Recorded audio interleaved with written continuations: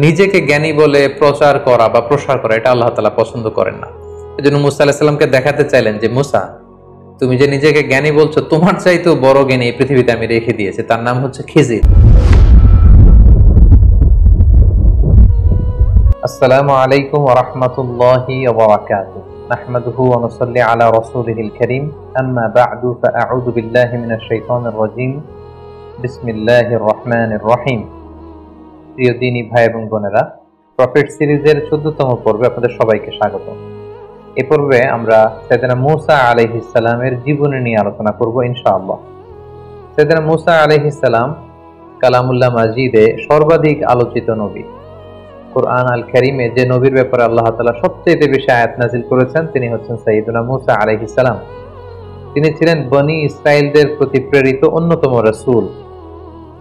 মূসা আলাইহিস সালাম এবং ফেরাউন এবং বনী ইসরাইল নিয়ে কুরআনে অনেকগুলো সূরায় বিস্তরভাবে আলোকপাত করা হয়েছে। বিশেষ করে সূরাতুল আ'রাফে, সূরা তাহাতে, সূরা কাসাসে, বিশেষ করে তিনটি সূরার প্রত্যেকটি সূরাতেই টানা ৬-৭ পৃষ্ঠাব্যাপী সাইয়েদনা মূসা আলাইহিস সালামের জীবন প্রবাহ নিয়ে সুদীর্ঘ আলোচনা সেখানে স্থান পেয়েছে। এবং সর্বশ্রেষ্ঠ যে 4টি আসমানি কিতাব, তার মধ্যে প্রথম আসমানি কিতাবটি হচ্ছে তাওরাত। এই তাওরাতকে আল্লাহ তাআলা সাইয়েদনা মূসা আলাইহিস সালামের উপর নাযিল করেছেন এবং তিনি আল্লাহ তাআলার সাথে সরাসরি কথা বলতেন। এজন্য ওনাকে বলা হয় কালিমুল্লাহ। আল্লাহ তাআলা বলছেন ওয়া কাল্লামাল্লাহু মূসা তাকলিমা। আল্লাহ তাআলা মূসা আলাইহিস সালামের সাথে ডিরেক্টলি, উইদাউট এনি মিডিয়া, কোনো মাধ্যম ছাড়া, ফেরেশতাদের মাধ্যম ছাড়া সরাসরি কথা বলতেন। পৃথিবীতে অন্য কোনো নবীকে আল্লাহ তাআলা এই মর্যাদা দেননি যে সরাসরি আল্লাহ তাআলার সাথে কথা বলার সুযোগ। শুধুমাত্র মূসা আলাইহিস সালাম সরাসরি ডিরেক্টলি আল্লাহ তাআলার সাথে কথা বলার সুযোগ পেয়েছিলেন। এজন্য ওনাকে বলা হয় কালিমুল্লাহ অথবা নাজিউল্লাহ। মূসা আলাইহিস সালামের জন্মের সময়কালে মিশরের সোশিও পলিটিক্যাল অবস্থা কেমন ছিল এটা আমাদেরকে জানতে হবে। কারণ মূসা আলাইহিস সালাম যখন মিশরে জন্মগ্রহণ করেন তখন মিশরের জনগোষ্ঠীটা দুইটা ভাগে বিভক্ত ছিল। একটা ছিল কিপ্তি বা আদি মিশরী, এরাই ছিল মিশরের আদি বাসিন্দা। আরেকটা হচ্ছে বনী ইসরাইল। বনী ইসরাইলরা মূলত মিশরে এসেছিল সাইয়েদনা ইউসুফ আলাইহিস সালামের সময়কালে, যখন তিনি তার পিতা ইয়াকুব আলাইহিস সালামকে মিশরে আগমন করার জন্য আমন্ত্রণ জানিয়েছিলেন। ইয়াকুব আলাইহিস সালাম ওনার 10 ছেলেকে নিয়ে যখন মিশরে আগমন করেন, ঠিক সেই সময়টাতে বনী ইসরাইলের সর্বপ্রথম মিশরে অ্যারাইভাল হয় এবং সেই সময়কাল থেকে সাইয়েদনা মূসা আলাইহিস সালাম পর্যন্ত মিশরে বেসিক্যালি দুইটা গোষ্ঠীতে বিভক্ত ছিল মিশরী জনগণ। একটা হচ্ছে মিশরের আদি অধিবাসী বা আদি বাসিন্দা, যাদেরকে কিপ্তি বলা হতো। আরেকটা হচ্ছে বনী ইসরাইলদের অবস্থান, যারা অনেকটা মিশরে সংখ্যালঘু অভিবাসীদের স্ট্যাটাসে তারা থাকতো। এবং সেখানে কিপ্তিরা যেহেতু সম্রাট বংশীয় এবং মিশরের ফারাওরা বা ফেরাউনরা বা মিশরের কিং যিনি হবেন তারা যেহেতু কিপ্তি, আর বনী ইসরাইলরা তারা মিশরের আদি অধিবাসী নয়, বরং তারা অন্য এলাকা থেকে এলাকায় থাকতে এসেছে। ফলে এই এলাকায় একটা সামাজিক এবং রাষ্ট্রীয় এক ধরনের বিভাজন তৈরি হয়, দ্বিজাতিক একটা বিভাজন পদ্ধতি। এখানে দুইটা জাতি মূলত একসাথে বাস করতে শুরু করে। একটা হচ্ছে কিপ্তি, মিশরের আদি অধিবাসী, আর একটা হচ্ছে বনী ইসরাইল। এবং ফেরাউনের একটা বিশেষ স্বপ্নের কথা আমরা শুনবো এখনই। ফেরাউন একটি বিশেষ স্বপ্ন দেখে এবং এই স্বপ্ন দেখার পর থেকেই ফেরাউন বনী ইসরাইলদের উপর আরো চড়ে যায় এবং নানাভাবে বনী ইসরাইলদের উপর অত্যাচারের সর্বশেষ স্টিম রোলার সে তাদের উপর চালাতে থাকে। ফেরাউনের সে স্বপ্নটি ছিল, ফেরাউন একদিন স্বপ্নে দেখে যে বাইতুল মুকাদ্দাস থেকে একটা বিশাল আগুনের কুণ্ডলী এসে মিশরের রাজাদের যে রাজপ্রাসাদ, ফেরাউনের রাজপ্রাসাদ, এগুলোকে জ্বালিয়ে দিচ্ছে এবং মিশরের যে আদি অধিবাসী কিপ্তি তাদের ঘরগুলোকে জ্বালিয়ে দিচ্ছে। কিন্তু বাইতুল মুকাদ্দাস থেকে আসা সেই আগুনের কুণ্ডলী কোন বনী ইসরাইলের ঘরেও যাচ্ছে না, বনী ইসরাইলদেরকে জ্বালাচ্ছে না। এই স্বপ্ন দেখে সে তো ঘুম থেকে জেগে উঠলো। সে অবাক করা এই স্বপ্ন দেখে অত্যন্ত ভীত হয়ে গেল এবং মিশরের তৎকালীন বড় যারা স্বপ্নের ব্যাখ্যাকার তাদেরকে ডেকে পাঠালো। সবাইকে বললো যে আমি স্বপ্নে দেখেছি বাইতুল মুকাদ্দাস থেকে, ফিলিস্তিন থেকে আগুন এসে আমাদের রাজপ্রাসাদ জ্বালিয়ে দিচ্ছে, মিশরীদের ঘরবাড়ি জ্বলে যাচ্ছে, কিন্তু বনী ইসরাইলদের কিছু হচ্ছে না। এই স্বপ্নের ব্যাখ্যা কি? মিশরের তৎকালীন স্বপ্ন ব্যাখ্যাকারীরা তারা বলতে আরম্ভ করলো যে বনী ইসরাইলের মধ্যে থেকে অচিরেই এমন এক নবজাতক সন্তানের জন্ম হবে যে আপনার এই রাজপ্রাসাদকে তছনছ করে দেবে। এই ঘটনা শুনবার পর থেকে ফেরাউন খুব ভয় পেয়ে গেল এবং সে ঘোষণা দিল, আজ থেকে বনি ইসরায়েলের কোন পুত্র সন্তানকে আমি বাঁচিয়ে রাখবো না, সব পুত্র সন্তানকে জবাই করা হবে, কেবলমাত্র বনি ইসরায়েলের যে কন্যা সন্তান হবে এদেরকে বাঁচিয়ে রাখা হবে এবং এদেরকে আমরা দাসী হিসেবে ইউজ করব। আল্লাহ তাআলা কোরআনের অনেক জায়গায় এই ব্যাপারটি উল্লেখ করেছেন, ইউযাব্বিহুনা আবনাআকুম ওয়া ইস্তাহইয়ুনা নিসাআকুম, তারা বনি ইসরায়েলের পুত্র সন্তানদেরকে জবাই করে ফেলতো, একেবারে লিটারেলি জবাই করে ফেলতো, স্লটার করে ফেলতো, এবং বনি ইসরায়েলের যে কন্যা সন্তান তাদেরকে তারা জীবিত রাখতো। ঠিক এরকম একটি ভয়ঙ্কর পরিস্থিতির মধ্য দিয়ে যখন বনি ইসরায়েলের কোন ফ্যামিলিতে কোন পুত্র সন্তান জন্মালেই তাকে মৃত্যুর মুখোমুখি হতে হয়, ঠিক ওই মুহূর্তে আল্লাহ তাআলা মূসা আলাইহিস সালামকে এই পৃথিবীতে পাঠালেন এবং এমন ভাবে মূসা আলাইহিস সালামের মা ওনাকে পেটে ধারণ করেছেন যে আশেপাশের মানুষরা বুঝতে পারেনি, তিনি লুকিয়ে রেখেছিলেন এবং আল্লাহ তাআলার পক্ষ থেকে তার কাছে ওহী প্রেরণ করা হয়েছিল, যে ব্যাপারে আল্লাহ তাআলা সূরাতুল কসাসের মধ্যে বলছেন, ওয়া আওহাইনা ইলা উম্মি মূসা আন আরদিঈহি ফাইযা খিফতি আলাইহি ফাআলকিহি ফিল ইয়াম্মি ওয়ালা তাখাফি ওয়ালা তাহজানি। আল্লাহ তাআলা সাইয়েদনা মূসা আলাইহিস সালামের মাকে প্রত্যাদেশ করলেন যে, হে মূসার মা, অর্থাৎ মূসা আলাইহিস সালামের মায়ের হৃদয়ের ভেতরে আল্লাহ তাআলা এমন কিছু ঢেলে দিলেন যাতে করে তিনি বুঝতে পারলেন যে যখনই মূসা জন্মগ্রহণ করবে তাকে আমার সাথে রাখা যাবে না। আল্লাহ তাআলা বললেন, ফাআলকিহি ফিল ইয়াম্মি ওয়ালা তাখাফি ওয়ালা তাহজানি, হে মূসার মা, তুমি সিন্ধুকের মধ্যে মূসাকে ঢুকিয়ে তাকে নীল নদে নিক্ষেপ করে দাও, আর ভয় পেও না তুমি। ইন্না রাদ্দুহু ইলাইকি, আমি অচিরেই আমার বিশেষ কৌশলে মূসাকে, অর্থাৎ তোমার নবজাতক সন্তানকে তোমার কোলেই আমি ফিরিয়ে দিব, সুবহানাল্লাহ, এবং তাকে আমি রসুল বানাবো। ব্যাপারটি কেমন ছিল? তিনি কাঠ দিয়ে সিন্ধুক বানালেন, মূসা আলাইহিস সালামকে ভাসিয়ে দিলেন এবং মূসা আলাইহিস সালামের বোনকে তার মা বললেন যে তুমি নীল নদের পাশ দিয়ে হেঁটে যেতে থাকো এবং দেখো যে এই সিন্ধুকটা কোথায় যায়। এই সিন্ধুক যে ফেরাউনের বাড়ির যে নীল নদের ঘাট সেখানে যে ভিড়লো, সেখানকার দাস দাসীরা সেটা পেয়ে বের করে ফেরাউনের স্ত্রী আসিয়া বিনতে মুজাহিমের হাতে দিল এবং আসিয়া খুলে দেখে যে ফুটফুটে একটা নবজাতক পুত্র সন্তান। এবং মূসা আলাইহিস সালামের চেহারায় ছোটবেলা থেকে আল্লাহ তাআলা এমন মায়া ঢেলে দিয়েছিলেন, তিনি বলছেন, ওয়া আলকাইতু আলাইকা মাহাব্বাতাম মিন্নি, হে মূসা, আমি আমার পক্ষ থেকে তোমার মধ্যে অনেক মহব্বত ঢেলে দিয়েছি, যেই তোমাকে দেখে সে পছন্দ করে ফেলে। তো আসিয়া বিনতে মুজাহিম যখন মূসা আলাইহিস সালামকে দেখলেন, ছোট্ট মূসা, তার চেহারার মধ্যে নূর ভাসছিল, আলোতে উদ্ভাসিত ছিল, তিনি পছন্দ করে ফেললেন এবং ফেরাউনকে বললেন যে আমাদের যেহেতু সন্তান নেই আমরা এটাকে লালন পালন করব। ফেরাউনও না করতে পারলেন না স্ত্রীর অনুরোধে। কিন্তু সমস্যা দেখা দিল তখন যখন এই নবজাতক সন্তান কাঁদতে শুরু করলো ক্ষুধায়। এই বাচ্চাকে কে দুধ খাওয়াবে?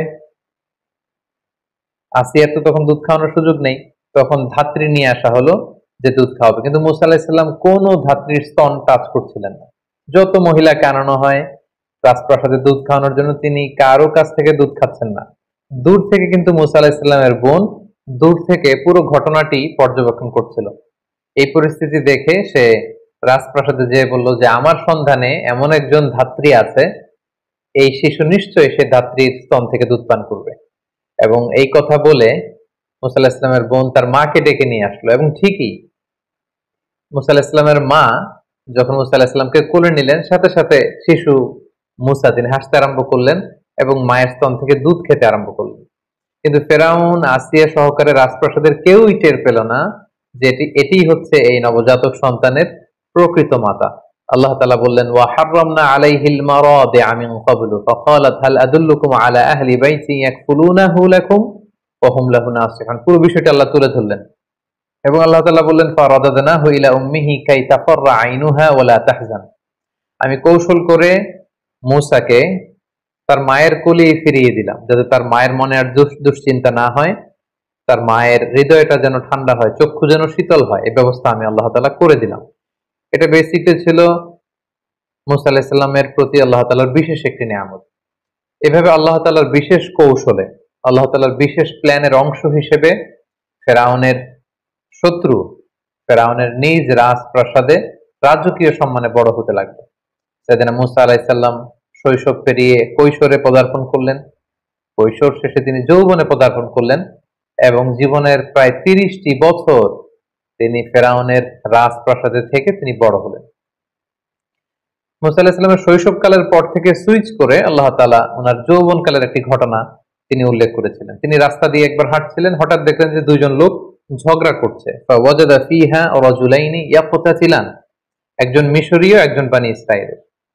এখানে বেসিক্যালি অপরাধী ছিল ঝগড়ার মধ্যে, দুইজনের মধ্যে অপরাধী লোক ছিল হচ্ছে মিশরী লোকটি, আর বনী ইসরাইলের লোকটি ছিল মাজদুম, নিরপরাধী।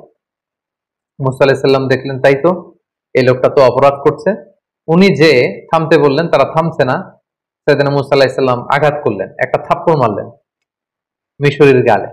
তো তিনি আঘাত করেছিলেন লোকটাকে থামানোর জন্য, কিন্তু সাইয়েদনা মুসা আলাইহিস সালামের হাতে আল্লাহ তাআলা এত শক্তি দিয়েছেন যে ওই থাপ্পড় খেয়েই মুহূর্তের মধ্যে ওই মিশরী ওই জায়গাতে মৃত্যুবরণ করে। সাইয়েদনা মুসা আলাইহিস সালাম ভয় পেয়ে গেলেন। দূর থেকে এক লোক এসে বলল যে, হে মুসা, তুমি তাড়াতাড়ি পালাও।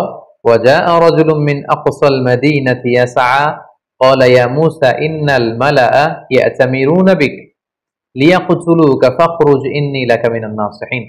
সে এসে বলল, হে মুসা, তুমি পালাও, তোমাকে হত্যার জন্য ফেরাউনের আশেপাশের লোকজন, সভাসদ বর্গ তারা প্ল্যান করছে, তুমি বাঁচতে চাইলে এলাকা থেকে পালিয়ে যাও।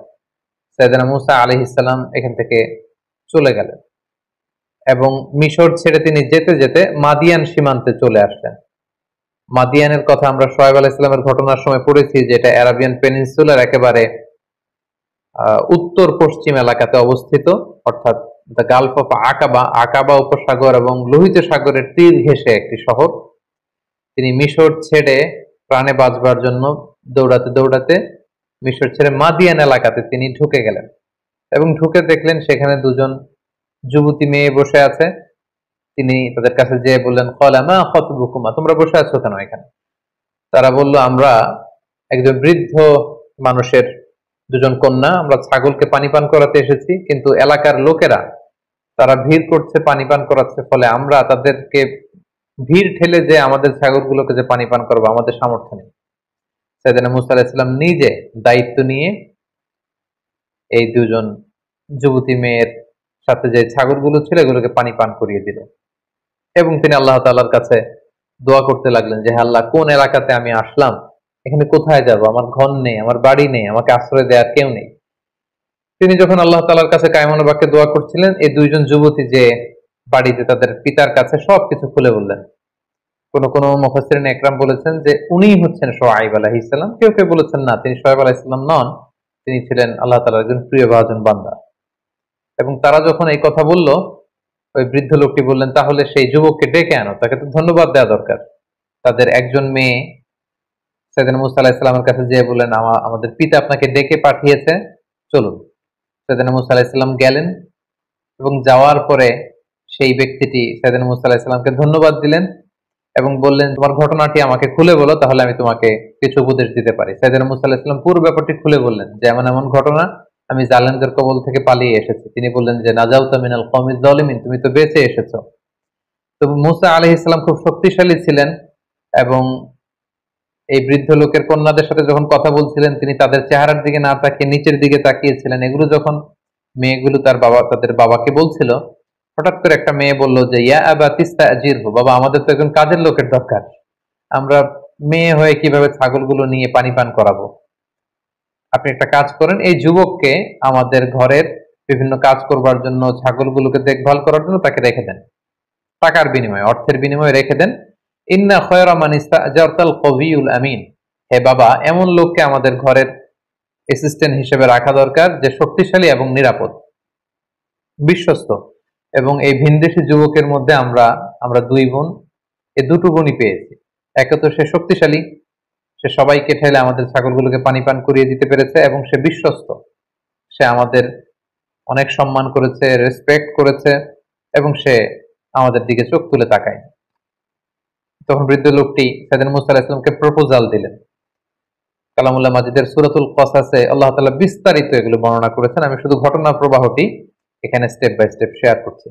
বৃদ্ধ লোকটি সরাসরি মুসা আলাইহিস সালামকে প্রস্তাব করলেন যে, মুসা, তুমি যদি টানা 8 বছর আমার এখানে বাসায় কাজ করো, আমার ছাগলগুলোকে দেখাশোনা করো, তাহলে আমার একটি কন্যাকে তোমার সাথে আমি বিবাহ দিব, আর তুমি যদি 10 বছর পূর্ণ করো এটা তোমার ইখতিয়ার, এটা আরো ভালো হয়, 8 কিংবা 10। সাইয়েদনা মুসা আলাইহিস সালাম রাজি হলেন।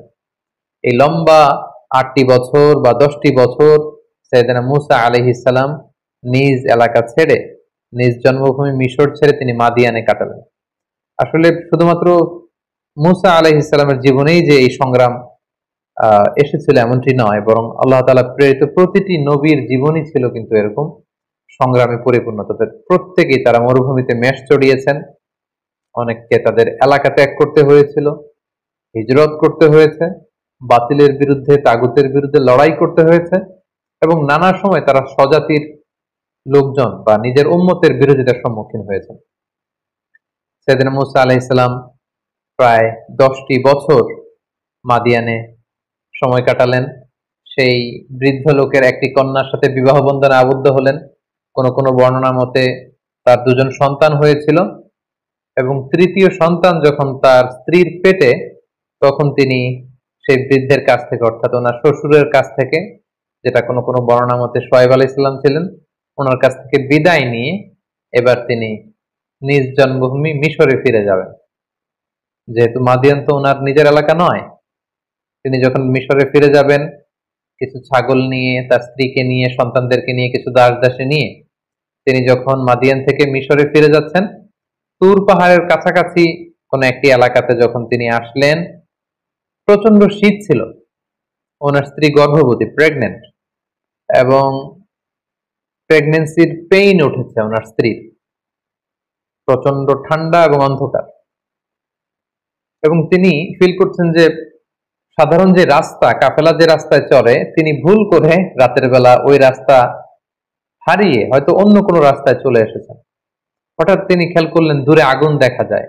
فقال لأهلهم كثوا إني آنست نارا لعلي آتيكم منها بقبس أو أجد على النار هدى। তিনি বললেন যে আমার মনে হয় আমরা রাস্তা হারিয়ে ফেলেছি, আর প্রচন্ড ঠান্ডা, একটা কাজ করো, তোমরা সবাই এইখানে কাফেলাকে থামাও, স্টপ, এখানে বসো, বিশ্রাম নাও। ওই যে দূরে আগুন দেখা যায়, আমার মনে হয় কেউ আগুন পোহাচ্ছে, অথবা ওইখানে কোনো একটা কাফেলা আছে, আমি যাই ওখান থেকে লাকড়ি দিয়ে আগুন নিয়ে আসি, এবং রাস্তাটা ঠিক আছে কিনা এটা একটু ক্রস চেক করে আসি, জিজ্ঞেস করে আসি। সাইয়েদনা মুসা আলাইহিস সালাম ওখানে গেলেন, কিন্তু যে অবাক হলেন, দেখলেন যে একটা গাছের ভেতর থেকে আগুন জ্বলছে, কিন্তু গাছের পাতা জ্বলে না, ডালপালা জ্বলে না, কিছুই জ্বলে না, দাউ দাউ করে আগুন জ্বলছে। কিন্তু সেই আগুনটা পৃথিবীর অন্যান্য আগুনের মতো না, একটু ভিন্ন ধরনের একটা আগুনের মতো, এবং আগুনের ভেতর থেকে একটা সাউন্ড আসলো। তিনি প্রথমে ভেবেছিলেন মানুষরা বসে হয়তো আগুন পোহাচ্ছে, কিন্তু যে দেখেন কোনো মানুষ নেই, অদ্ভুত কাণ্ড, গাছের ভেতরে আগুন জ্বলছে। হঠাৎ সেখান থেকে একটা আওয়াজ আসলো, আওয়াজটা হচ্ছে ইন্নি আনা রব্বুক, মানে আমি তোমার প্রভু, আই এম ইউর লর্ড, ফাখলানা আলাইক, মুসা তোমার জুতা খুলো, শুজ অফ, ইন্নাকা বিল ওয়াদিল মুকাদ্দাসি তুয়া, হে মুসা তুমি একটা পবিত্র উপত্যকায়, ভ্যালিতে এসেছো, যেটার নাম হচ্ছে তুয়া। ওয়া আনা আখতারতুকা ফাসতামি' লিমা ইউহা, আর আমি তোমাকে নবী হিসেবে অ্যাসাইন করলাম জাস্ট নাও, এখন থেকে তুমি নবী। এখন আমি তোমাকে কিছু প্রত্যাদেশ দিব, আমি কি বলছি মনোযোগ দিয়ে শোনো। প্রথম যে আল্লাহ প্রত্যাদেশ দিলেন সেটা হচ্ছে ইন্নানি আনাল্লাহ লা ইলাহা ইল্লা আনা ফা'বুদনি, অর্থাৎ হে মুসা আমি হচ্ছি আল্লাহ, আমি ছাড়া কোনো ইলাহ নেই, আমার ইবাদত করো। তাহলে প্রথম প্রত্যাদেশ হচ্ছে এক আল্লাহর ইবাদত করা, তাওহীদের বাণী। 2 নম্বর প্রত্যাদেশ হচ্ছে ওয়া আকিমিস সালাতা লিযিকরি, হে মুসা আমার স্মরণে সালাত কায়েম করো। এরপরে আল্লাহ তাআলা আখিরাতের কথা বললেন যে ইন্নাস সাআতা আতিয়াতুন আকাদু উখফিহা লিতুজজা কুল্লু নাফসিন বিমা তাসআ, আর কিয়ামত হবেই হবে। আখিরাত বলে একটা কথা আছে, এই দুনিয়াতে যে মানুষ যারাই যা করেছে তার প্রতিটি কাজের প্রতিদান তারা সেদিন পাবে। তাহলে তিনি তাওহীদের কথা বললেন, একত্ববাদের কথা বললেন, তিনি ইবাদতের পদ্ধতি বাতলে দিলেন, এবং আখিরাত বলে যে একটা কথা আছে, দ্য কনসেপ্ট অফ আখিরা, এগুলো বললেন।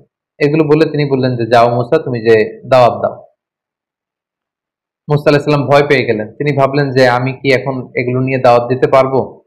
আল্লাহ তাআলা সাইয়েদনা মুসা আলাইহিস সালামকে শুধু মেসেজ দিয়ে ছেড়ে দেন যে যাও তুমি নবী, এই কথাগুলো পৌঁছে দাও না। আল্লাহ তাআলা আমরা জানি যে নবীদেরকে মুআজিজা দিয়ে থাকেন। এবার আল্লাহ তাআলা সাইয়েদনা মুসা আলাইহিস সালামকে 2টা মুআজিজা দিবেন। আল্লাহ তাআলা জিজ্ঞেস করলেন, ওমা তিলকা বিয়ামিনিকা ইয়া মূসা, মূসা তোমার ডান হাতে কি? ক্বালা হিয়া আসায়া, তিনি বললেন এটা লাঠি, এটা দিয়ে আমি অনেক কাজ করি। আল্লাহ বললেন লাঠিটা ফেলো তো। মূসা আলাইহিস সালাম লাঠিটা ফেললেন, মুহূর্তের মধ্যে ফাইযা হিয়া হাইয়াতুন তাসআ, এটা একটা সাপ হয়ে গেল। মূসা আলাইহিস সালাম থেকে ভয় পেয়ে গেলেন। আল্লাহ বললেন খুদহা ওয়ালা তাখাফ, মূসা ভয় পেও না, সানুঈদুহা সিরাতাহাল উলা, এটা তুমি ধরার সাথে সাথেই আগের মতো করে লাঠি হয়ে যাবে। তিনি ধরলেন এবং দেখতে পেলেন মুহূর্তের মধ্যে সেটা লাঠি হয়ে গিয়েছে। সুবহানাল্লাহ। এটা ছিল এক নম্বর মুআজিজা। দুই নম্বর মুআজিজা হচ্ছে আল্লাহ বললেন যে ওয়াদমুম ইয়াদাকা ইলা জানাহিকা তাখরুজ বাইদা মিন গায়রি সু, হে মূসা তোমার বগলের ভেতর থেকে বা পকেট থেকে তোমার হাতটাকে এরকম বের করো, দেখবে যে তোমার হাতের মধ্যে জ্বলজ্বলে আভা।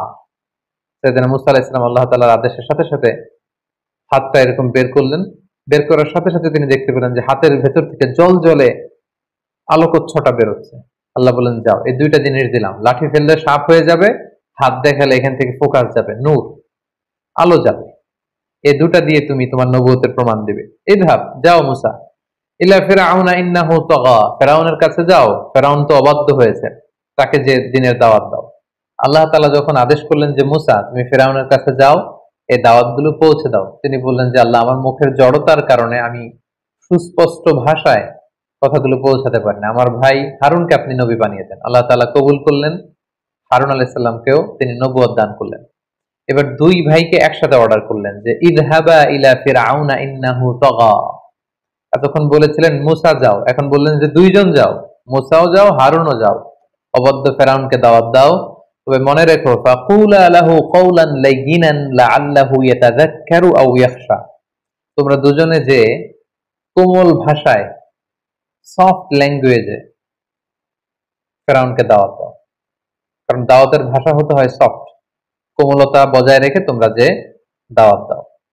সাইয়েদনা মূসা আলাইহিস সালাম আল্লাহর উপর ভরসা করে ভাই হারুনকে নিয়ে গেলেন এবং যে তিনি ফিরআউনের কাছে একটি আহ্বান এবং একটি প্রস্তাবনা রাখলেন।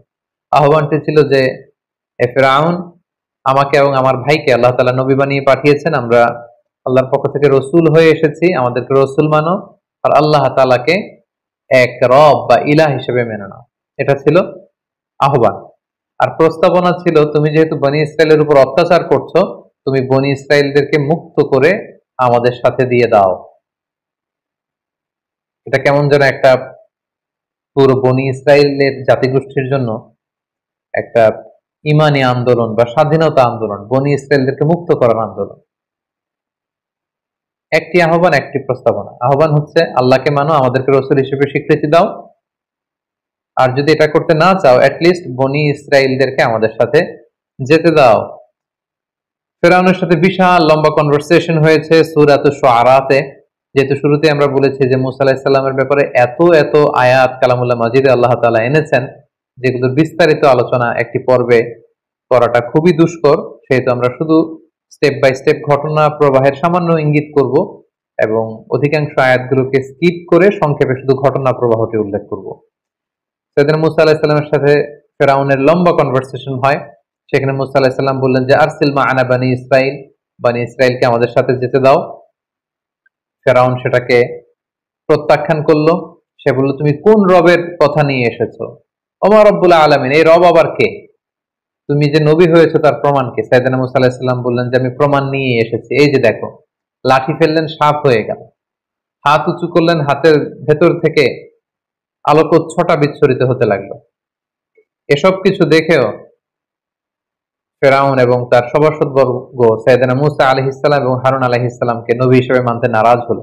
সবশেষে ফিরআউন মূসা আলাইহিস সালামের সব কথাকে, দাওয়াতকে প্রত্যাখ্যান করে বলতে আরম্ভ করলো ফাজআল বাইনানা ওয়া বাইনাকা মাওঈদা লা নুখলিফুহু নাহনু ওয়ালা আনতা মাকানান সুয়া। মূসা, এত কিছুর শোনার দরকার নাই, তুমি যদি আমার সাথে কনফ্লিক্টে জড়াতে চাও, তুমি কি মুআজিজা নিয়ে এসেছো দেখি। আমি তো এটাকে মুআজিজা মনে করি না, আমি মনে করি জাদু। দেখি, আমার জাদুকরদেরকেও ডাকবো, তুমিও তোমার এই জাদু নিয়ে আসো, দেখি কে জিতে। তুমি একটা ডেট দাও, অ্যাপয়েন্টমেন্ট দাও, যেদিন আমিও আসবো তুমিও আসবে, সেদিন সবচেয়ে বড় খেলা হবে, তুমি আসো। ক্বালা মাওঈদুকুম ইয়াউমুজ যিনাতি ওয়া আন ইউহশারান নাসু দুহা। সাইয়েদনা মূসা আলাইহিস সালাম বললেন ঠিক আছে, সামনের যে আমাদের ফেস্টিভ্যাল আছে, উৎসবের দিন, সেদিন আসো এবং দুপুর বেলায় যেদিন একেবারে ভেরি সানি ডে, আলোকোজ্জ্বল একটা দিন, সেদিন আমিও আসবো, তুমিও জাদুকরদের নিয়ে আসো। সেদিন মুসা আলাইহিস সালামের এই কথা শুনে ফেরাউন রাজি হলো, এবং ফেরাউন মিশরের বিভিন্ন শহরে বড় বড় জাদুকরদেরকে একসাথে একত্রিত হওয়ার জন্য বলল, এবং ফেরাউন তাদেরকে আশ্বস্ত করলো, যদি তোমরা মুসার উপরে তাকে হারিয়ে বিজয় লাভ করতে পারো, অনেক সম্মান তোমাদের হবে, আমার খুব কাছে চলে আসতে পারবে, অনেক উপঢৌকন, টাকা পয়সা, সম্মান, খ্যাতি সব তোমাদেরকে আমি দান করব, কিন্তু শর্ত হচ্ছে মুসাকে হারাতে হবে। উৎসবের দিন মিশরে সব মানুষ একত্রিত হলো, ফেরাউন আসলো, সেদিন মুসা আলাইহিস সালাম আসলেন, জাদুকররা আসলো। জাদুকররা এসে বলল, ক্বালু ইয়া মুসা, হে মুসা, ইম্মা আন তুলকিয়া ওয়া ইম্মা আন নাকুনা নাহনুল মুলকিন। আপনি জাদু আগে ফেলবেন না আমরা ফেলবো? মুসা আলাইহিস সালাম বললেন, তোমরা ফেলো। তারা ফেলতে আরম্ভ করলো। তাদের কারো কারো জাদুর ফলে বাঘ তৈরি হলো, সিংহ তৈরি হলো, ভাল্লুক তৈরি হলো, হাতি তৈরি হলো। এবার মুসা আলাইহিস সালাম বলল যে, আমি আমার মুআজিজা কি প্রদর্শন করব? তারা বলল, হ্যাঁ, আপনি প্রদর্শন করলেন। সেদিন মুসা আলাইহিস সালাম তখন ওনার হাতের লাঠিটা শুধু ফেললেন, এবং আল্লাহু আকবার, লাঠি ফেলার সাথে সাথে হাইয়াতান তাসা, বিশাল এক সাপ হয়ে গিয়েছে। এবং এই মুআজিজা বিশিষ্ট সাপ সেই জাদুর বাঘ, ভাল্লুক, সিংহ যত কিছু ছিল সবকিছুকে খেয়ে ফেরাউনের সামনে এরকম হা করে আছে।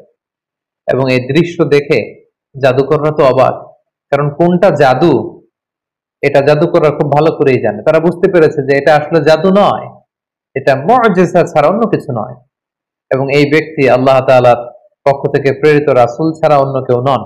ফাউলকিয়া সাহারাতু সাজিদিন, সব জাদুকররা সিজদায় লুটিয়ে পড়ল, এবং তারা বলল যে আমরা ঈমান আনলাম। ফেরাউন তো রেগে গেল।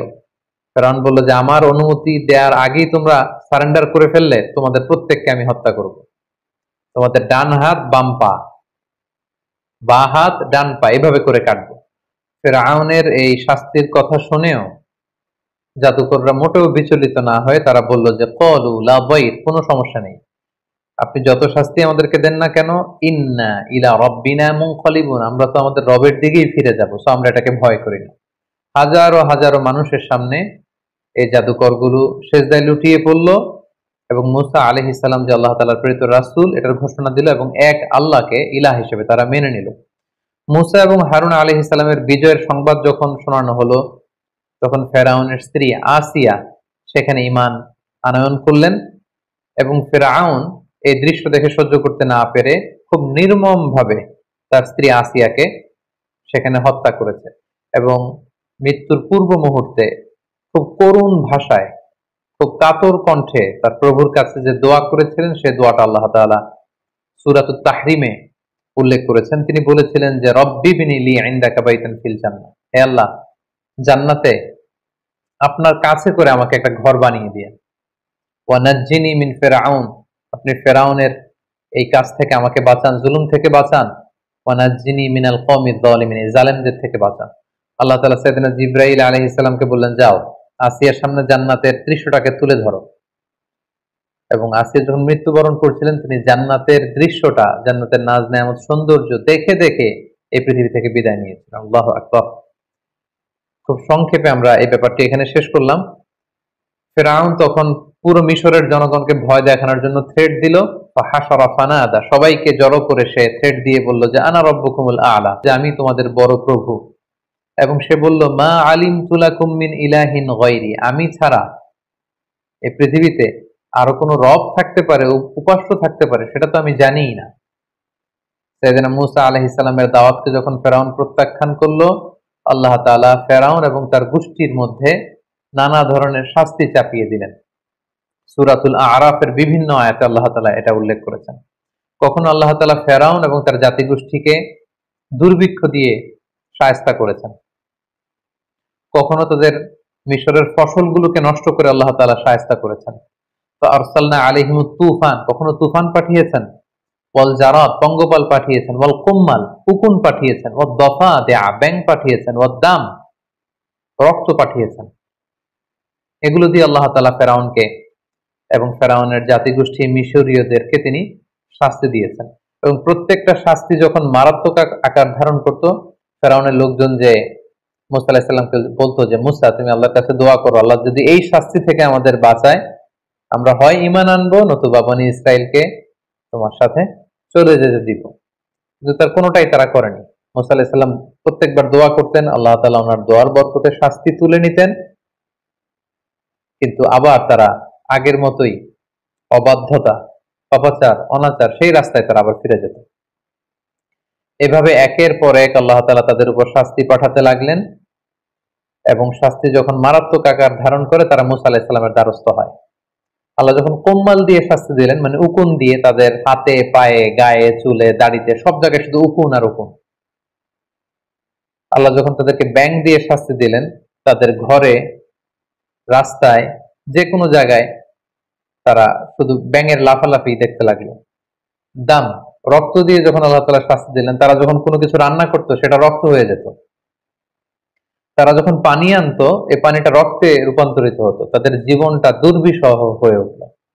তারা সর্বশেষ যে মুসা আলাইহিস সালামকে বললো যে এইবার তুমি আল্লাহ তাআলার কাছে দোয়া করো, আল্লাহ যেন এই গজব, এই আযাব, এই শাস্তি আমাদের থেকে উঠিয়ে নেন, এরপরে আমরা আর কখনো এই পাপাচারিতা করবো না এবং বনী ইসরাইলকে তোমার সাথে যেতে দিব।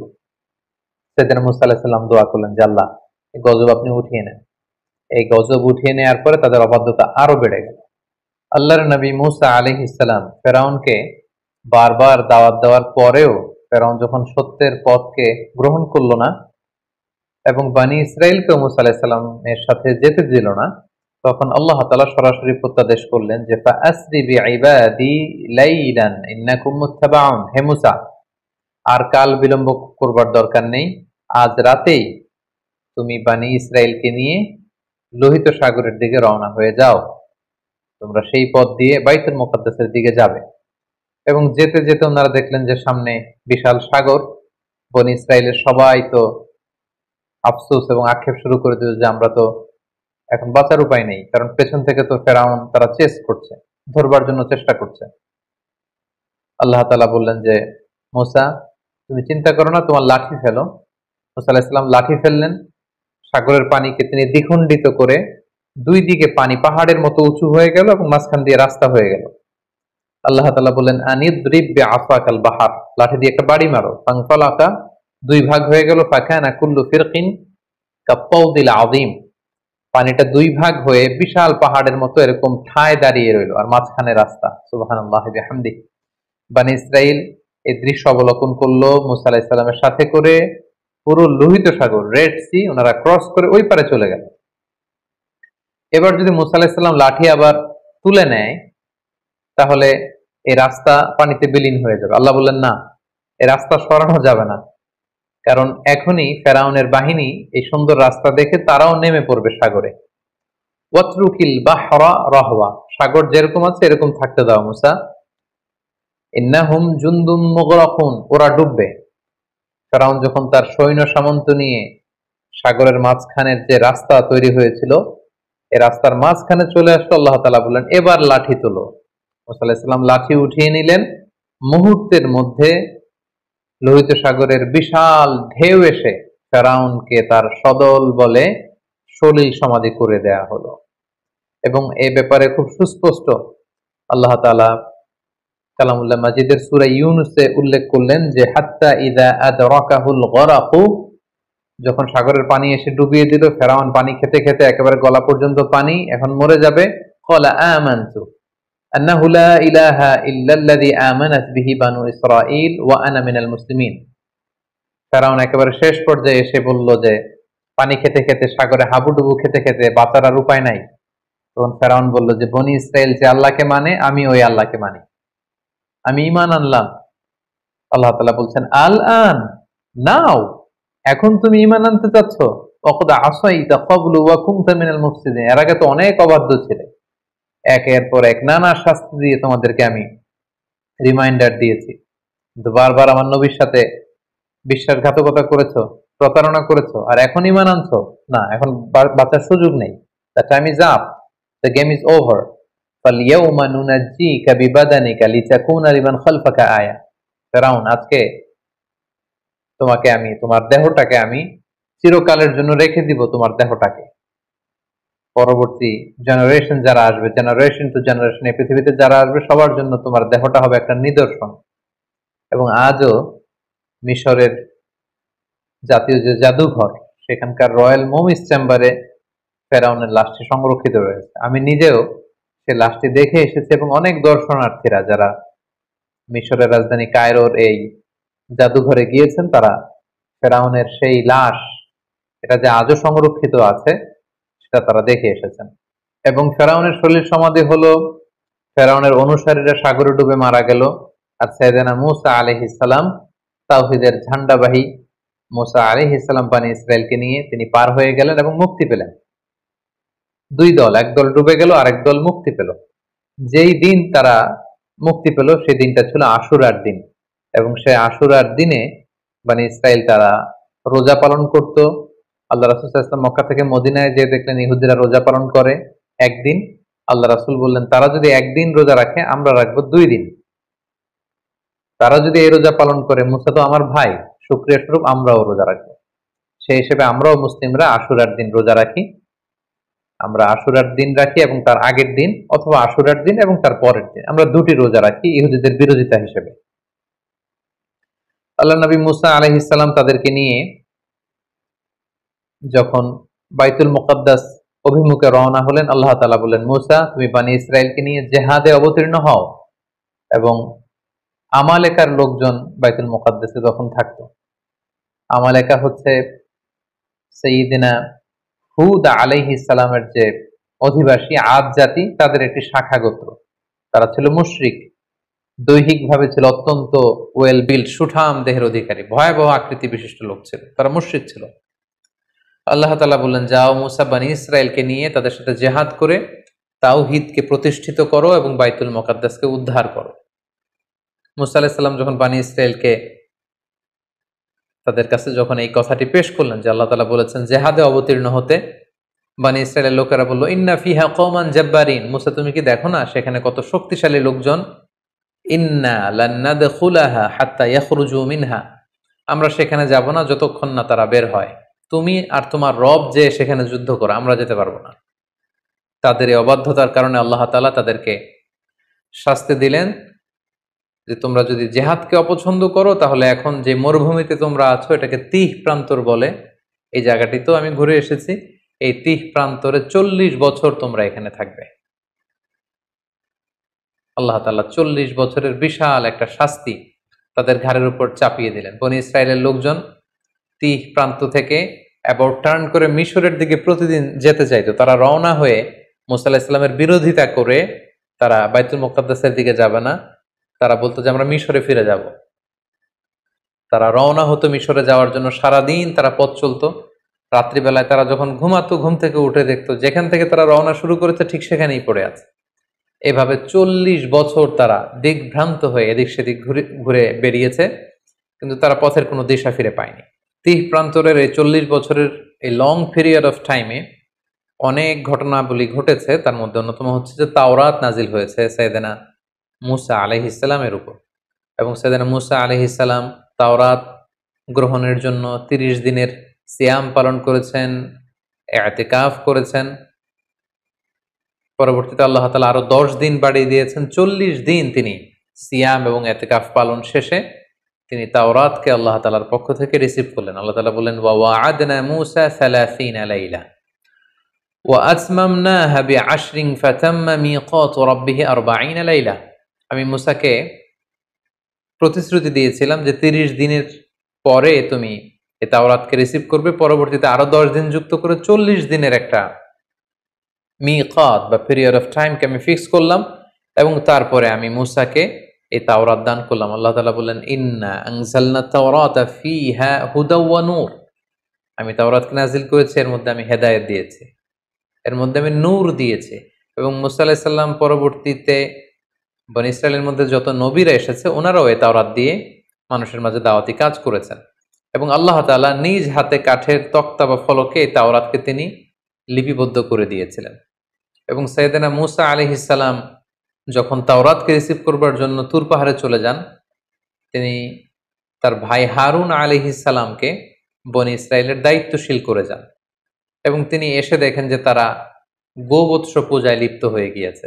তিনি ভাইয়ের প্রতি প্রচন্ড রাগ হলেন এবং এটার যে নেপথ্যে ছিল সামিরিকে শাস্তি দিলেন, এবং যারা এই শিরকের সাথে জড়িত ছিল আল্লাহ তাআলা তাদেরকে শাস্তির ঘোষণা দিলেন এবং সাইয়েদনা মূসা আলাইহিস সালাম আবার তাদেরকে তাওহীদের দীক্ষায় তিনি দীক্ষিত করলেন।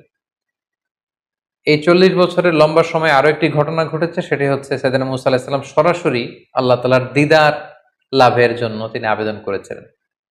আমরা শুরুতে শুনেছি মূসা আলাইহিস সালাম উনি একমাত্র নবী যিনি ছিলেন কালিমুল্লাহ বা নাজিউল্লাহ, সরাসরি আল্লাহর সাথে কথা বলতেন। তো যিনি সরাসরি আল্লাহর সাউন্ডটা শুনতে পান, আল্লাহ তাআলার কথা যিনি উপলব্ধি করতে পারেন, শুনতে পারেন, তার মনের মধ্যে আল্লাহকে দেখার আকাঙ্ক্ষা তো অনেক বেশি থাকবার কথা। তিনি বললেন, রব্বি আরিনি আনজুর ইলাইক, হে আল্লাহ আমি আপনাকে দেখতে চাই। ক্বালা লান তারানি, মূসা এটা সম্ভব না, কখনো তুমি আমাকে দেখতে পাবে না, never you can see me. ওয়ালাকিন ইনজুর ইলাল জাবাল ফাইন ইসতাকাররা মাকানাহু ফাসাউফা তারানি, পাহাড়ের দিকে তাকাও, পাহাড় যদি টিকে থাকে তবে দেখতে পাবে। আল্লাহ তাআলা নূরের তাজাল্লি দিলেন, মূসা আলাইহিস সালাম বেহুশ হয়ে গেলেন, আর পুরো পাহাড় ফাজআলাহু দাক্কা ওয়া খাররা মূসা সাইকা, পাহাড় ভেঙে চুরমার হয়ে গেল। মূসা আলাইহিস সালাম বেহুশ হয়ে গেলেন।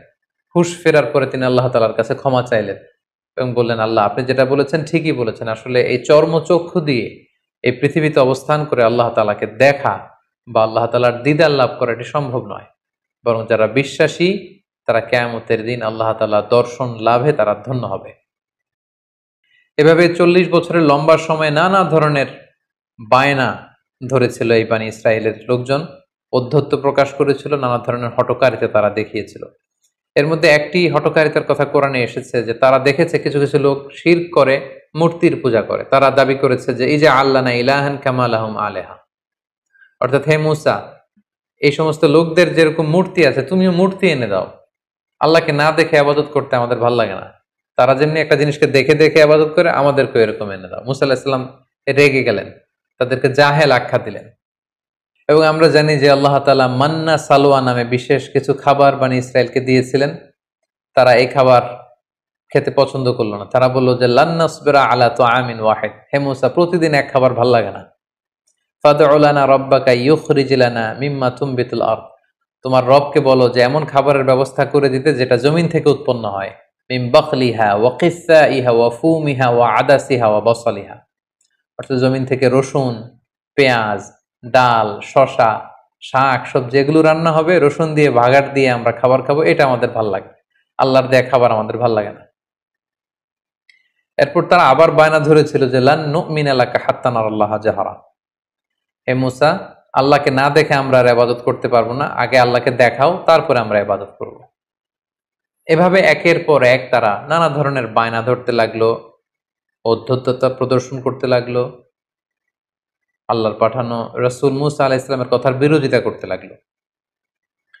সূরা বাকারাতে একটি ঘটনা উল্লেখ হয়েছে তাদের অবাধ্যতার, তাদের গোয়ার্তুমির একটা উদাহরণ আল্লাহ তাআলা এইভাবে টেনেছেন।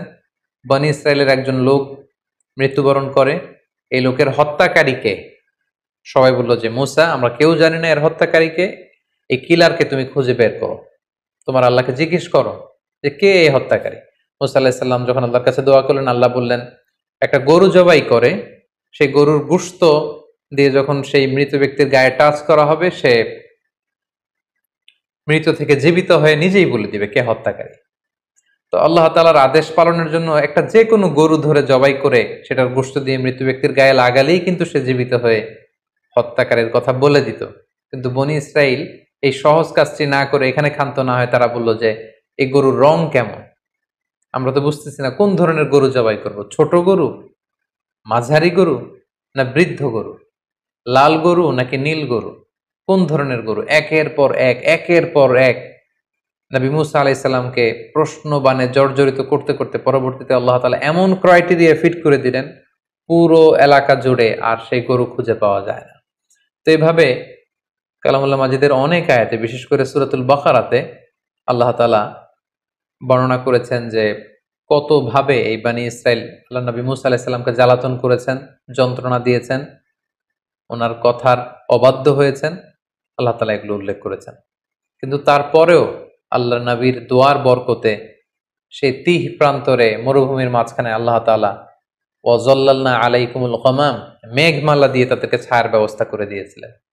তৃষ্ণা মেটাতে বানি ইসরায়েলের 12টা গোষ্ঠী ছিল, 12টা ঝর্ণার ব্যবস্থা করে দিয়েছিলেন। সেই জায়গাটা তো আমি ভিজিট করে 12টা ঝর্ণা দেখে এসেছি। মান্না এবং সালওয়া নামক খাবারের ব্যবস্থা করে দিয়েছিলেন। সাইয়্যিদুনা মূসা আলাইহিস সালামের সাথে খিজির আলাইহিস সালামের চমকপ্রদ একটি ঘটনা সূরাতুল কাহাফের ভেতর আল্লাহ তাআলা উল্লেখ করেছেন। ঘটনাটির সূচনাটি ছিল এমন, বনী ইসরায়েলের মাঝে বসে তিনি মূসা আলাইহিস সালাম বক্তব্য রাখছিলেন। একজন জিজ্ঞেস করলো যে পৃথিবীতে সবচেয়ে জ্ঞানী ব্যক্তি কে? মূসা আলাইহিস সালাম বললেন আমি। আল্লাহ তাআলা মূসা আলাইহিস সালামের এই প্রশ্নটা পছন্দ করলেন না। আল্লাহ বললেন, মূসা তুমি ভুল বলেছ, তোমার চেয়েও একজন জ্ঞানী ব্যক্তি আছে। তুমি মাজমাউল বাহরাইন, দুই সাগরের মিলনস্থলে যাও, সেখানে গেলে পাবে। মূসা আলাইহিস সালাম ইউশা ইবনে নুনকে নিয়ে, ওনার ভাগিনাকে নিয়ে সেখানে গেলেন।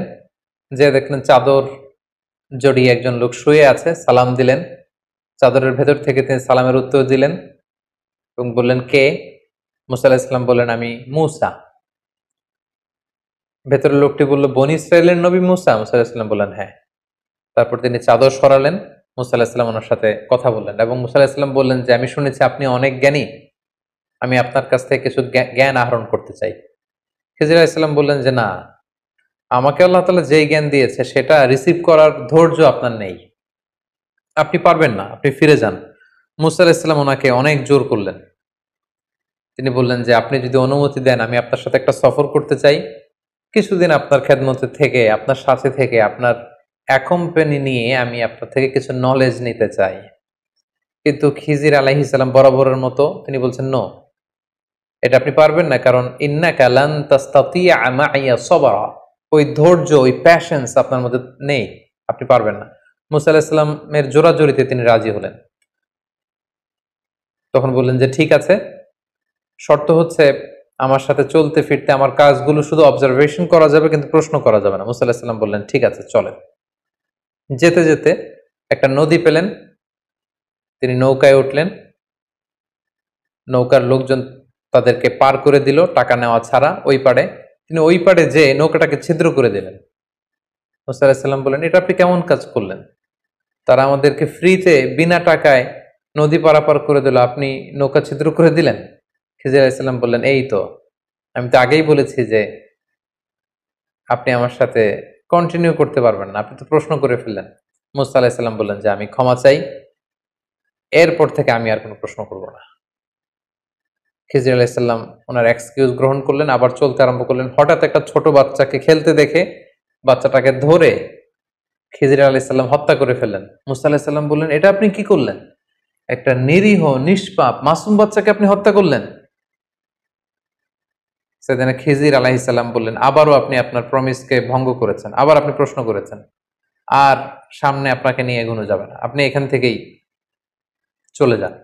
সেদিন মূসা আলাইহিস সালাম বললেন যে আমি আবারও দুঃখ প্রকাশ করছি, আরেকবার আপনি আমাকে সুযোগ দেন, এরপরে যদি আমি প্রশ্ন করি তাহলে হাদা ফিরাকু বাইনি ওয়া বাইনাক, আর কোনো কথা আমার থাকবে না। খিজির আলাইহিস সালাম মেনে নিলেন, আবার চলতে আরম্ভ করলেন। এবার দুজনই খুব ক্ষুধার্ত। এক ইহুদি বসতির সামনে যেয়ে তিনি বললেন যে আমাদেরকে কি কোনো খাবার দেয়া যাবে? আমরা দুজন অত্যন্ত ক্ষুধার্ত। তারা বলল যে না, আমরা খাবার দিতে পারবো না। ওনারা এই বাড়ি থেকে বের হয়ে আসার সময় দেখলেন বাড়ির চারদিকে একটা দেয়াল ভেঙে পড়বার মতো উপক্রম। খিজির আলাইহিস সালাম উনি বললেন আসুন মুসা, আমরা এই দেয়ালটাকে ঠিক করে দেই। এমনি নবী মুসা আলাইহিস সালাম ক্ষুধার্ত, খিজির আলাইহিস সালাম তিনিও ক্ষুধার্ত। মুসা আলাইহিস সালামকে সাথে নিয়ে ওনারা দেয়াল ঠিক করতে লাগলেন। বাড়ির চারদিকে দেয়ালটাকে সুন্দরভাবে ওনারা ঠিক করে দিয়ে চলে যাবেন। ক্ষুধার্ত নবী মুসা আলাইহিস সালাম আর ধৈর্য ধারণ করতে পারলেন না। উনি বললেন এটা একটা কাজ হলো? আমরা ক্ষুধার্ত খাবার চাইলাম, তারা তো খাবার দিলই না, আপনি ওই বাড়ির চারদিকের দেয়ালকে ঠিক করে দিলেন। আর দেয়াল ঠিক করলেন ভালো কথা, এই দেয়াল ঠিক করার বিনিময়টা তো নিতে পারতেন, এটার যে পারিশ্রমিক এটাও তো নিলেন না। এবার খিজির আলাইহিস সালাম বললেন না, ক্বালা হাযা ফিরাকু বাইনি ওয়া বাইনিক, এটাই হচ্ছে তোমার আর আমার মাঝে ফেরাক, আপনাকে নিয়ে আর সামনের দিকে যাওয়া যাবে না। এবার আপনি শুনুন কেন আমি এই কাজগুলো করেছি। প্রথমে যারা আমাদেরকে ফ্রিতে নদী পারাপার করে দিয়েছিল তাদের নৌকা ছিদ্র করেছে এই কারণে, এলাকায় একজন অত্যাচারী বাদশাহ রয়েছে, সে যাদেরই নৌকা পায় সেই নৌকাগুলো সিজ করে নিয়ে যায়, লুটতরাজ করে। কিন্তু আমি তাদের নৌকা ছিদ্র করে দেওয়ার কারণে এই নৌকাটাকে বাদশাহ সিজ করবে না বা নিয়ে যাবে না। ফলে নৌকার মালিক ওইটাকে রিপেয়ার করে তারা চলতে পারবে, তাদের জীবন চলে যাবে। কিন্তু যদি নৌকাটা একেবারে নিখুঁত থাকতো, সেটাকে তারা আর বাঁচিয়ে রাখতে পারতো না ওই বাচ্চার হাত থেকে। দ্বিতীয় ছোট বাচ্চাকে যে আমি হত্যা করেছি, আল্লাহ তাআলা আমাকে জানিয়েছে সে অনেক বড় সন্ত্রাস হবে, এলাকার ফাসাদ সৃষ্টিকারী হবে, তার মা বাবাকে সে হয়তো জাহান্নামী বানাবে। এজন্য আল্লাহ তাআলার আদেশে আমি তাকে হত্যা করেছি, আমার নিজের ইচ্ছায় নয়। এবং আশা করছি আল্লাহ তাআলা পরবর্তীতে এই কাপলকে, এই দম্পতিকে হয়তো এমন এক সন্তান দান করবে যাদের মাধ্যমে তারা খুশি হবে। এবং তৃতীয় পর্যায়ে যে ফ্যামিলির দেয়াল আমি ঠিক করে দিয়েছি, ওই ফ্যামিলিতে দুজন ইয়াতিম আছে যাদের বাবা মা ছিল অত্যন্ত ভালো মানুষ, এবং তাদের দেয়ালের নিচে আছে তাদের বাবার রেখে যাওয়া গুপ্তধন। এই দেয়াল যদি ভেঙে পড়তো, গুপ্তধন অন্যান্যরা এখান থেকে কেড়ে নিত। তাই আমি চেয়েছি যে তারা বড় হয়ে তাদের নিজেদের গুপ্তধন থেকে নিজেরা যেন উপকৃত হয়। এই জ্ঞান আল্লাহ তাআলা আমাকে দান করেছে, যেটা আল্লাহ তাআলা আপনাকে দান করেননি। এবং এই ঘটনার পর থেকে আর সামনে আপনাকে নিয়ে আমি চলতেও পারবো না। এই ছিল সাইয়েদনা মূসা আলাইহিস সালামের সাথে সাইয়েদনা খিজির আলাইহিস সালামের লম্বা ঘটনা। এছাড়াও বিভিন্ন সহিহ হাদিসে সাইয়েদনা মূসা আলাইহিস সালামের ব্যাপারে অনেক ঘটনা উল্লেখ রয়েছে। তার মধ্যে থেকে দুই একটি ঘটনা আমরা এখানে উল্লেখ করি। আমরা সহিহ মুসলিমের একটি বর্ণনা থেকে জানতে পারি যে আল্লাহ রাসূল সাল্লাল্লাহু আলাইহি ওয়াসাল্লাম যখন মেরাজের রাতে বিভিন্ন নবীদের সাথে দেখা করেন, সেখানে মূসা আলাইহিস সালামের সাথে দেখা করেছিলেন। এবং আল্লাহ তাআলা আমাদের জন্য 50 ওয়াক্ত সালাত বিশ্বনবীকে উপহার দিয়েছিলেন। রাসূল সাল্লাল্লাহু আলাইহি ওয়াসাল্লাম সেই সালাত নিয়ে যখন নেমে আসছিলেন, মূসা আলাইহিস সালাম জিজ্ঞেস করলেন যে আল্লাহ তাআলা আপনাকে কি দিয়েছেন? আল্লাহ রাসূল সাল্লাল্লাহু আলাইহি ওয়াসাল্লাম বললেন যে 50 ওয়াক্ত সালাত। মূসা আলাইহিস সালাম বললেন, সর্বনাশ, আপনার উম্মত তো 50 ওয়াক্ত সালাত পড়বে না, আপনি যান কমিয়ে নিয়ে আসেন, কমিয়ে নিয়ে আসতে পারলে ভালো হবে। আল্লাহ নবী সাল্লাল্লাহু আলাইহি ওয়াসাল্লাম গেলেন, 5 ওয়াক্ত কমিয়ে 45 ওয়াক্ত নিয়ে আসেন। মূসা আলাইহিস সালাম বললেন, পড়বে না, আবার যান কমিয়ে নিয়ে আসেন। এভাবে 9 বার আল্লাহ রাসূল সাল্লাল্লাহু আলাইহি ওয়াসাল্লামকে মূসা আলাইহিস সালাম পাঠিয়েছেন।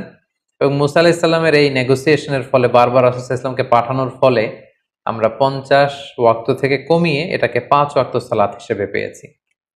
সাইয়েদনা মূসা আলাইহিস সালামের মৃত্যু কোথায় হয়েছে, কবর কোথায় হয়েছে, ব্যাপারে সহিহ মুসলিমের একটি হাদিসে আমরা জানতে পেরেছি যে বাইতুল মুকাদ্দাসের খুব কাছাকাছি একটা জায়গায় আল্লাহ রাসূল সাল্লাল্লাহু আলাইহি ওয়াসাল্লাম বলেছেন যে খুব কাছের একটা জায়গায় মূসা আলাইহিস সালামকে কবর দেয়া হয়। এবং আল্লাহ রাসূল সাল্লাল্লাহু আলাইহি ওয়াসাল্লাম বলেছেন যে আমি যদি সেখানে থাকতাম তাহলে তোমাদেরকে দেখিয়ে দিতে পারতাম একটি লাল মাটির ডিবির পাশে আল্লাহ নবী মূসা আলাইহিস সালাম সেখানে শুয়ে আছেন।